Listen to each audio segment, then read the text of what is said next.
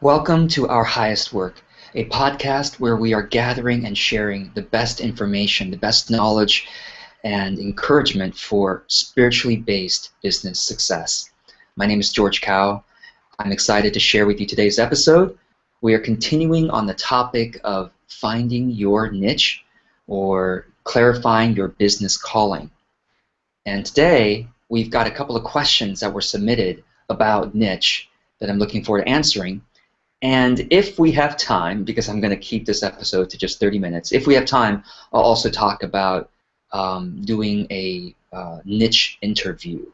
So, as I go on here, I want to encourage you to comment, as usual, on our episode page. If you would like to join us on our episode page, it's the page where you can actually watch the video if you're just listening. Some of you are already watching the video. That's great. But on the video page, basically, is where you can comment.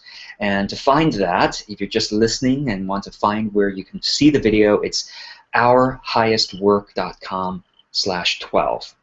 All right, let me start with today's quote. Today's quote is from Tad Hargrave, and he is the Marketing for Hippies guy. He's a colleague of mine. And he is, as of this recording, he's just coming out with a new book called The Niching Spiral. And actually, he has a different version of the spiral than what I had talked about last time. I had shared with him my thoughts, and maybe he'll change it for, I don't know if he'll change it for the book or not, but he is very generous in sharing his wisdom and knowledge. So I encourage you to go over to his website, which is marketingforhippies.com, or just search Tad Hargrave, Hargrave. And the quote that I would like to share with you from him today is this: "The problem or need is the basis of all your marketing. Most people make the mistake of thinking that people are buying their products or their services, but that's not true." I'll say this again: the problem or need is the basis of all your marketing. Most people make the mistake of thinking that their customers are buying their products or services, but that's not true. So again, always any questions or comments you have about that quote, I invite you to share it. My thoughts about this quote is this idea is that when it comes to marketing effectively, always think from the buyer's side. Always think from the client's side. Every business owner makes the mistake at some point, and some of us make it more often than others, that we are so engrossed in our own modality, our own services, our own ideas, and so we try to market from our perspective, right? Well, it's natural. We are in our own perspective, so it's very natural as human beings to speak from our own perspective and forget to look, to be in the other's shoes. When it comes to effective marketing, if you don't practice being in the other's shoes, and the other being your ideal client, if you don't practice being in their shoes, you'll always be talking over their head. I don't know if that's mixed metaphors or not, but all right. So let me go on now to the content for today, and I have a lot to share with you. And I'll try to manage my time even better this time. And let's go to first the questions that were posted from some of you. Thank you so much for submitting your questions. So the first question was from Barbara. Thank you, Barbara. And Barbara wrote, "What is a pain point? How can you say more about that? What about going deeper than the client's surface?" Actually, I think last time there was, I'm forgetting the person who submitted a similar question, but it's about pain point. And what about going deeper than the client's surface complaints? And so the way Barbara phrased it was, is there a way to separate out the client's complaints and pains and the real need that underlies that complaint or that pain, right? So, for example, if the client is complaining about a particular issue in her relationship with her significant other, but you as a coach know that it's not that issue, it's an underlying situation that if you were to be able to help her resolve or dissolve that block that she has underneath, that surface issue will be resolved as well. I mean, this can be applied to health. You know, it's not the symptom, it's the deeper ecosystem of the body. It could be applied to love. It's not the particular argument, it's not the particular disagreement, but it's really the relationship has a deeper issue that needs to be resolved.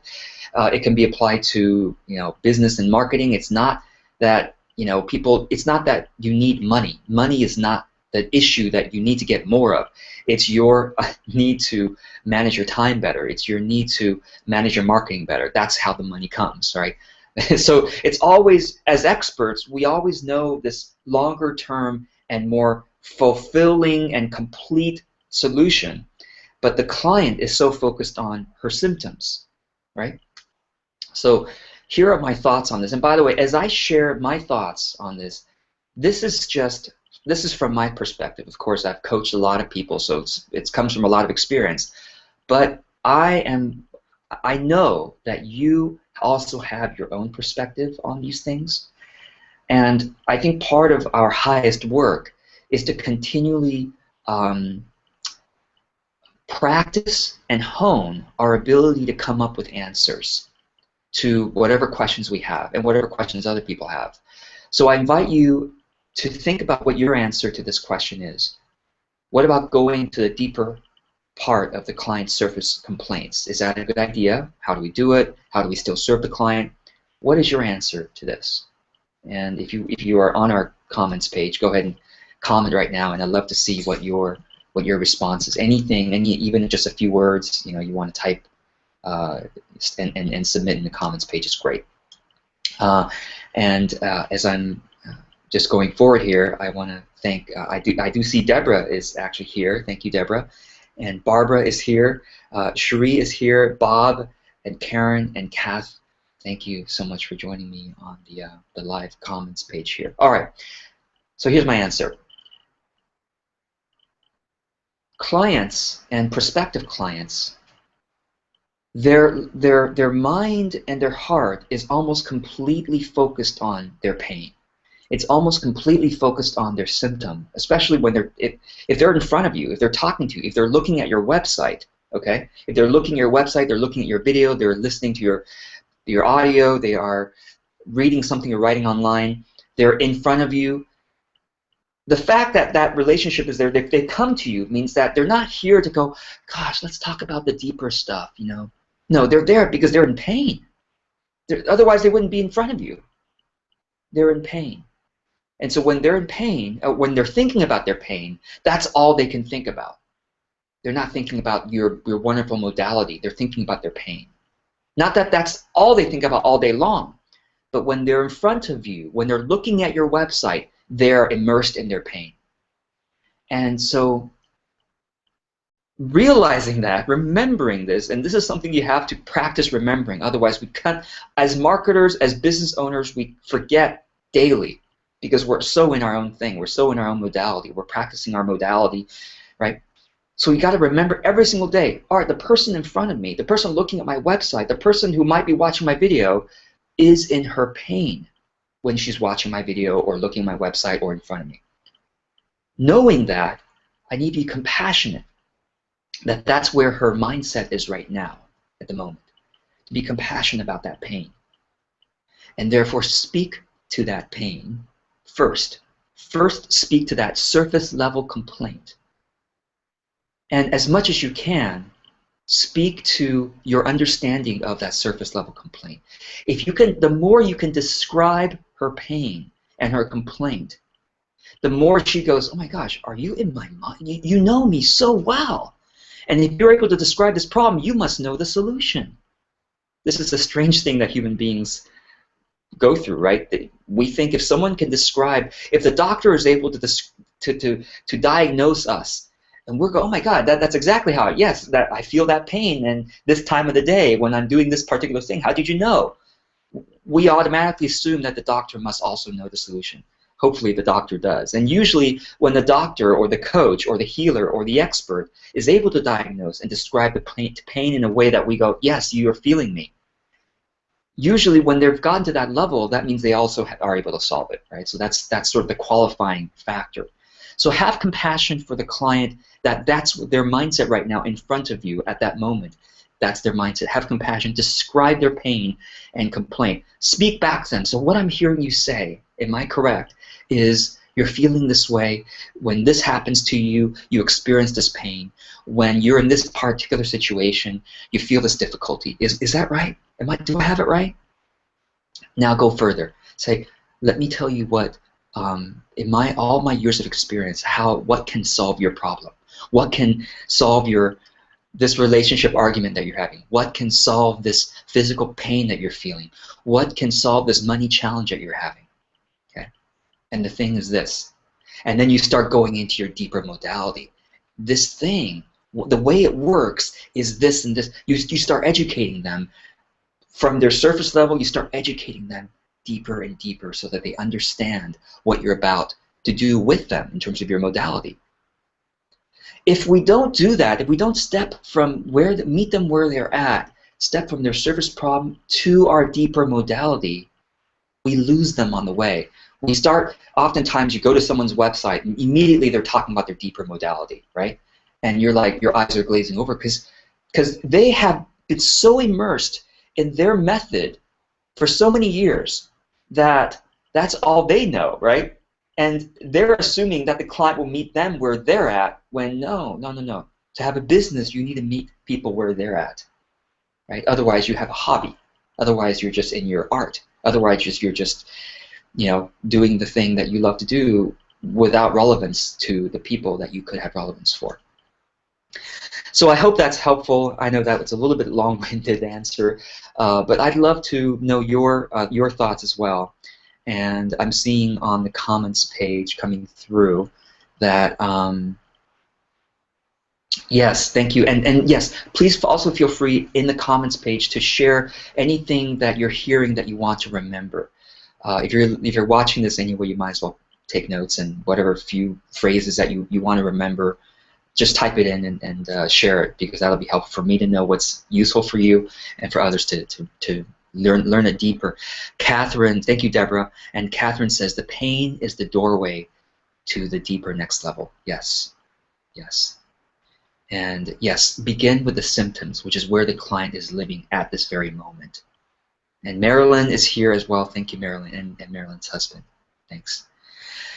Okay, so let's go on to the next question, which is one I hear a lot, and the question is the question is this: I have many talents and joys and things I love to study and learn and talk with about other people. I want to have a niche. I want to have a business that incorporates everything that I do that brings me joy. Everything. And I say it in that way because, as you can hear, as we say this, it starts to sound a little bit impossible, doesn't it? Or it sounds a little bit silly. Well, you want your business to incorporate every single joy in your life? Well, that's taking it too far. But even say that you want your business to incorporate everything you do, activity-wise, that brings you joy. It's idealistic, and I believe in ideals, because ideals show us what's possible, right? Where we can go. But it's an ideal, and it's like heaven. We want to get there, but we can't get there from wherever we are in one step until we practice, right? Until we practice. So it takes steps to get there. And so the main misconception is wherever I am now, I don't have a business, I don't have a full-time business, and I want to go from here. The business I want to create right now should incorporate everything. It should incorporate my musical talents, it should incorporate my love for healing, it should incorporate my love for talking about relationships with people, it should incorporate my love for talking about ethical business. It should incorporate all that. If it's not that, then it's not going to be a business I want to do. That is the main block. And to dissolve that block now. You will get there. That's the solution. You will get there, but it's going to take steps to get there. Just like you're looking right now to a wonderful place you want to be at the top of the stairs, you don't take one bound to the top of the stairs. You take each step by step by step by step. And what are these steps? These steps are projects. You might call them mini businesses, small little businesses. All right, I'm going to do a business right now that serves people in this particular way. I have 10 skills that I want to practice, but people seem to really love skill number 7 and skill number 10. So I'm just going to create a business right now serving people with skills 7 and 10, because the other ones, they enjoy hearing me talk about the other ones, but they don't want to pay me for it. But they want to pay for skill number 7. So let me start a little business serving people with skill number 7. And then as I build an audience serving them with skill number 7, I can expand out into skill number 8. To say, hey, would you like skill number 8 too? And given that they already trust me, they'll probably say, yeah, sure, I'll check it out. I'll be willing to. Or they'll be willing to refer me because they love and trust me already. And I want to thank a couple of folks who specifically asked this question, and I'll bring their examples in here. Tord, thank you, Tord, T-O-R-D, and SJ. And Tord says he loves shiatsu, not just loves, but he has an expertise in shiatsu, acupuncture, a particular body method that's similar to Feldenkrais, and also mindfulness. And he also loves teaching guitar. Okay, so let's just talk about these 5. I'm sure Tord has other talents as well. Let's talk about these 5 things: shiatsu, acupuncture, Feldenkrais, mindfulness training, and teaching guitar. Okay, so the thing I would say to Tord is, in his different discussions with people and offering them these different things, which one has people most gotten excited about and even been willing to pay him for? Okay, maybe it's acupuncture, maybe it's mindfulness, maybe it's shiatsu. Start a shiatsu business. Start a mindfulness training business. Start an acupuncture business.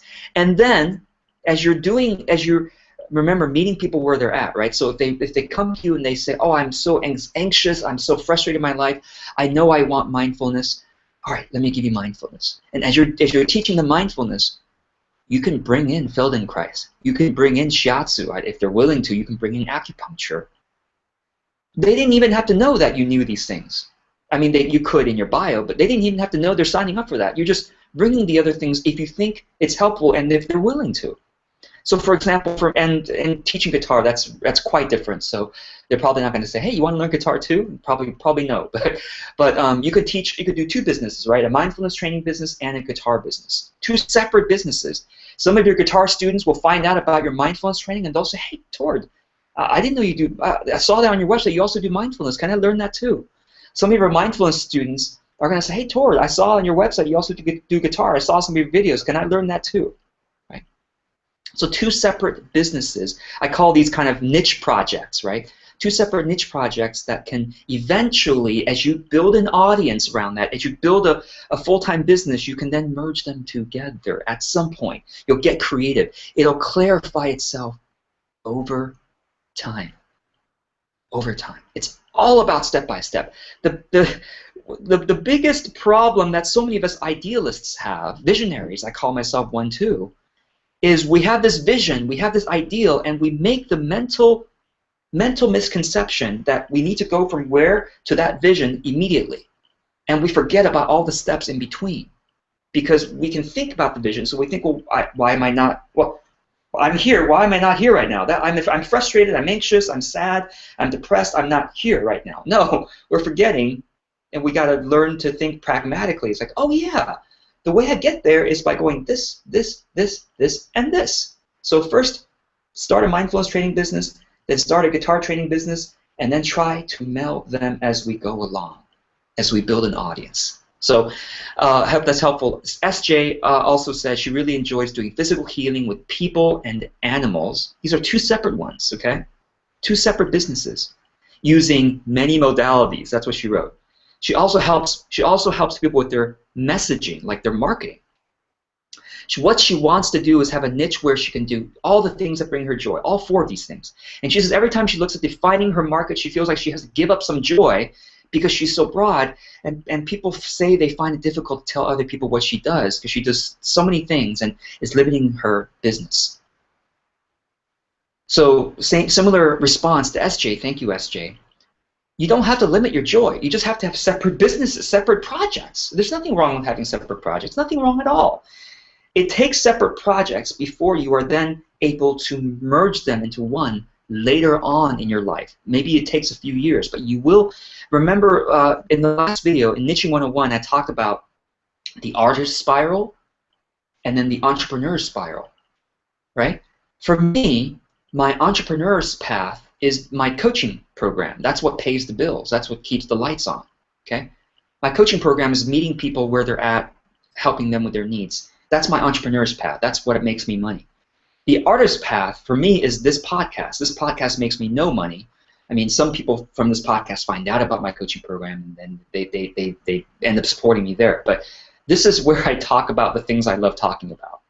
Okay, and I try to meet your needs too, but really I just love talking about certain things that may or may not make you, excited, but I feel like I need to express it. I just need to express it. It gives me joy, and I know that somewhere in the world, someone likes what I'm saying, okay? Even though it makes me no money, right? So that's my artist path. But I know that eventually our highest work in my coaching program may eventually merge in some magical way that I can't see yet. That's the key. You can't see the top of the steps yet. You know you want to get to the top step, but you can't even really see what the top step is. You can't even see how the steps near the top steps look like. All you know is you know where you want to go, you know where you're at, and you know what the next step is. And the next step is to have separate niche projects. You integrate eventually. And you can even integrate now a bit. I mean, in my coaching program, for example, I integrate spiritual talk. I mean, even though my clients don't pay me for it, some of them don't even want to hear it, maybe. But I'll try to integrate it if it's relevant to the situation, even though, they didn't pay me for that.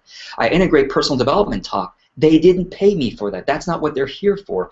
But I know if it's relevant for their marketing problem, if it's relevant for their business problem, I will bring in spirituality. I will bring in personal development. Because I know it'll help them in a fuller way, in a more effective way. Do you see what I mean? So sell what people want, deliver what people want, and all the while you bring in your deeper stuff without them having to even know you're doing it. So that's how you keep your joy. That's how you keep the fullness of joy, right? So sell, deliver, deliver. That's what I call it. Sell, deliver, deliver. Sell what people want, deliver that thing that you promised, and also deliver your deeper joy along the way to make that solution for them even more full, even more enjoyable. So back to the towards example, he could teach mindfulness, and at the same time, maybe in some mindfulness trainings, maybe during the break, he'll bring out his guitar and play some songs, and the students of mindfulness, wow, that was wonderful. We didn't even sign up for that, but this was amazing. That makes our experience even fuller, you see. So same thing, maybe with SJ, she focuses on physical healing with people. That's what she focuses on, using a particular modality that people really like and want. At the same time, as she's having that conversation, she finds out that they have a cat, that they have a dog who has a problem. And she says, oh yeah, by the way, I also do healing I could do healing with your dog that's sick too. But she's not trying to sell them everything at once because that seems desperate. On her website, oh, I do healing with animals and dogs and people, and I do 5 different modalities. That comes across to people as, yeah, right. And it also comes across to people as kind of deaf, especially in a conversation. If you're having a conversation with someone, listen for what they need and just tell them one thing that you do, even though you do 10 things. Tell them the one thing you do that can most meet their need. And then meet that need. And as you're meeting that need, as you find out if they have a second need, that you have a second modality that can, then you can even mention that and say, oh, by the way, I have also been trained in this. If you're interested, I can share that with you as well. But if you're talking with someone, you say, oh, I do these 5 things, they're overwhelmed, they don't know how to refer you, they're confused, and they also feel like you're a bit desperate. That makes sense? Listen for that one thing. You can have some of your 10 modalities, you have one modality you can meet them at, but talk about their symptoms, talk about their pain, so you can step them into that one modality. And once you're working with them, you can then suggest a possible second thing that you do and the third thing that you do. Okay, I think I have really driven the point home, I hope. And let me now go on to the next question. The next question is, what about when you mention the pain point and people recoil? And this was from Cherie, so thank you, Cherie. She helps people. She's a coach that helps a lot of people with divorce. Okay, but if she's at a networking event and she tells people, "Oh, I'm a divorce coach," she finds that people go, "Oh, divorce? They don't want to think about divorce. They're in a relationship that's, well, maybe their relationship is rocky. They don't want to think about divorce. They don't even want to think about that word. And maybe they think that divorce is unethical. You know, you shouldn't be helping people with divorce. You should be helping people not have a divorce. What are you talking about helping people through a divorce? You shouldn't be even doing that." I actually, about 15 years ago, I had that same reaction. I was working with a lawyer who helps a lot of people through their divorce, and I was like, you shouldn't be helping people with their divorce. You should be helping people not have a divorce. You know, divorce is unethical. That 15 years ago, that was what I was thinking, right? So this is my answer to this. It's really about matching the energy, the spirit of the person you're talking to. If the person is very casual, "Oh yeah, right now I'm going through a divorce and it's really painful right now," and or no, I'm sorry. If this person is saying, "Oh yeah, I've got 5 friends who are going through divorces," they're kind of casual about it. They could say, "You know what? Actually, I actually help people through divorces." You know, you can kind of start mentioning that.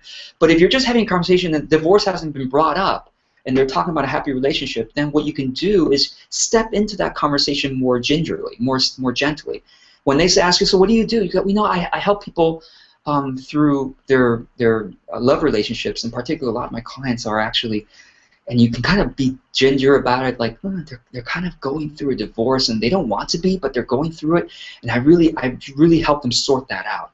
Some of them don't decide not to go through this. Some of them decide that they really need to for their sanity and for their health, and I help them with that.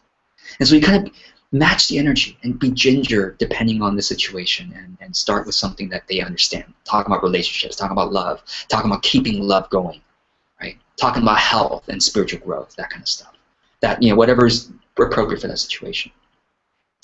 So I'm hoping that helps. And if, again, any questions that you have, or I'm sorry, any other perspective you have on this, I really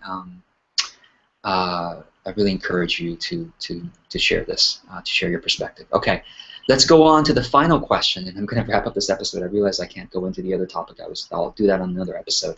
The final question is, how do you differentiate yourself when many others are in the same niche? And actually, Deborah, thank you for bringing that up. Deborah wrote that you know, she's in a very large tribe, and naturally there are very many other service providers in that same niche.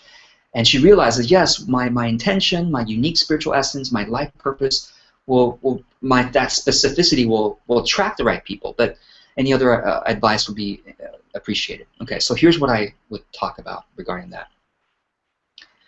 A lot of people use the term competitor. Deborah didn't, but a lot of people think about, oh, I've got a lot of competitors. I call them niche mates. Niche mates. These are other businesses who do something similar to you, or who serve a similar market. Okay, I think of niche mates as either teachers. Okay, they're either mirrors or teachers, and actually, let's call them mirrors. They're either mirrors or they're partners. Okay, mirrors are, you look at as someone who does something very similar to you, and you can learn a lot from watching how they market and looking at their website. As you look at their website, you go, here's what I want you to ask, okay? Whenever you are looking at a niche mate, looking at their website, looking at their marketing, looking at what they do, ask yourself 3 questions. 1, what is one thing you can improve on based on what they're doing? Maybe their marketing is a little bit, you know, hyped up or a little bit loud, and you realize, I don't like that so much. So that's one thing you can improve on. Maybe the way they deliver their service is not very warm. Oh, that's one thing you can improve on. So what's one thing you can improve on when you're looking at someone else's business, especially if it's a niche mate? What's one thing you can improve on based on what they could do better? You know you could do better. Okay. The second thing is, what's one thing they're doing well that you can emulate? Maybe one part of their marketing is really effective when they're describing the symptom. Well, borrow that. I mean, emulate that. Say it in your words, but borrow that. Okay. Don't copy people, especially if it's copyrighted. But, you know, emulate that. Emulate something they're doing well. Maybe in their service, their client service, they ask a particular question to their clients that you really like. Well, emulate that. Okay. So that's the second thing. The third thing is, are you an alternative for them. So if it's, for example, I'm an alternative for the traditional marketing coach who uses a lot, internet marketing coach who uses a lot of hype. I'm an alternative for them, right? I think people should go with me if they have spiritual values like mine versus them because they'll be happier with me. But if someone doesn't have spiritual values, if someone has different values than me, then they should go with that traditional internet marketing coach. So who are you? Are you an alternative for them? That's the third question. Or are you before what they do, or are you after what they do? Okay, so again, let me say this again. Are you an alternative for that person, or are you before what they do or after what they do? So for example, let's say that, well, for example, for me, I help people with their true livelihood, especially when they're just starting their business. So a business coach that helps people who have a medium-sized company would be a business consultant would be after me. So I would refer people to them. Once my clients are successful, they got into a certain level, I would refer clients to them. Similarly, beforehand, maybe before me would be a life coach who is consulting with someone who is going through a dramatic career shift, and she has no idea whether she wants to keep doing that particular job or whether she wants to start her own business. And the life coach might help her sort that out. And then afterwards, the life coach might then refer her to me, who then helps her to build that business. You see, so when you're looking at a niche mate, are you before what they do or after what they do, or are you an alternative for what they do? Okay. So, and the other answer I'll share is every service provider can only serve a certain number of people. So Deborah says there's a large kind of audience, and there's a lot of people in that audience. Well, Deborah, you can serve 20 people well who pay you, let's say, what if 20 clients paid you $250 a month? That's $5,000 a month. Would that help your income? You know, you don't. Maybe you can't serve more than 20 people. Maybe you can only serve 20 people well. For me, I can only serve 20 people well in my coaching program. I don't serve 40. I'm not ravenous and wanting to serve as many people sign up as possible. No, I just serve 20, so I can really help them well. If I have the 21st person wants to work with me, I'll refer that person out to another service provider whom I believe in. You see what I mean? So every one of us, if every one of us just serves 20 people or 10 people or 30, whatever we can do, then everyone can have everyone can be served, right? Everyone can be served, and if there's no more room for that person in the market, then that person needs to go do something else or needs to do something very differently. So, and the other key is that whomever you are in front of, so if you're doing a video, right, or if you are at an event and you're being featured at an event, you are the person, you are the service provider in front of that audience right now. They're just thinking about you. They're not thinking about 5 other people that they could use. So whomever you're in front of, you're talking to them and filtering out who is the best fit for you, okay? So think about events in your marketing. Are you showing up in an event, physical event or a virtual event, like a video, for example? Try not to sneeze here, okay? All right. So, I mean, anyway, I hope that's helpful. Let me just kind of refresh the comments page, and thank you, Deborah, and thank you, Barbara. Okay, Barbara's question is, another question is, how do you title yourself? Great question, and let me share my answer to that real quick. There's more I could say about that maybe in another episode, but the way you title yourself is by asking either your clients or just your Facebook friends, or asking your business peers, hey, what would you call me? The XYZ gal. How would you fill in the blank? Barbara Freeman, the fill in the blank gal. What would you all say? Those of you who know my work a little bit, what would you all say? And have that conversation as often as you can. I have that conversation with my joint venture partners. I say, hey, what do you think I do? How would you describe what I do? And what they say is usually very insightful, because they're able to describe me in just a few words from their perspective. And sometimes if someone can't describe me, then that means if a lot of people can't describe what I do, that means I need to go and refine and be more specific in the thing that I do, and the service I provide, and whom I provide it for. So how do you title yourself? You don't title yourself. You allow other people to share their ideas with you, and then you get to pick one of those ideas or meld some of those ideas. That's my favorite answer for that, because it's very hard to title ourselves. So another question is, What if you have experience, even though you might not have degrees or certifications? Then don't mention those degrees and certifications. I want to give you a secret here. When I started doing, that's not a secret anymore, but I built my business 5 years ago. I really built my business through social media consulting, social media coaching. I never told anyone that I never took a single social media class.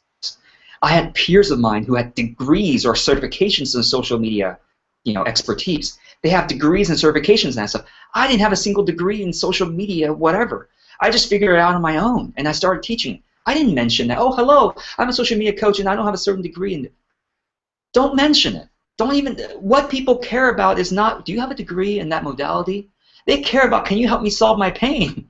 So the more you describe their pain and just focus on describing their complaint and then stepping them into what you do without worrying about the degree and certification, that's, some people who have that, they use that as their strength. They talk about that. Great. Let them do that. You talk about their pain. You get good at talking about the clients, being compassionate and talking about what the client's going through, and then talking about how you help them solve that. That's what you get good at. Okay? So, all right, I think that's probably good enough for now. I've gone over time a little bit again today, but a little bit better than last time. Thank you for being here and just sharing your wonderful questions and comments. And I guess I'll end the episode by I guess I'll end the episode by just mentioning that if you want to join us in our community, part of the purpose of this podcast is to form this community that can continue to support each other, even during the rest of the week, right? And even after this podcast is over, eventually. Hopefully you all can support each other. So join us at ourhighestwork.com and then click on community. It's all free, so join us there. And I hang out there as well. So thank you for your presence. Thank you for your questions. And until the next episode, keep your thoughts positive.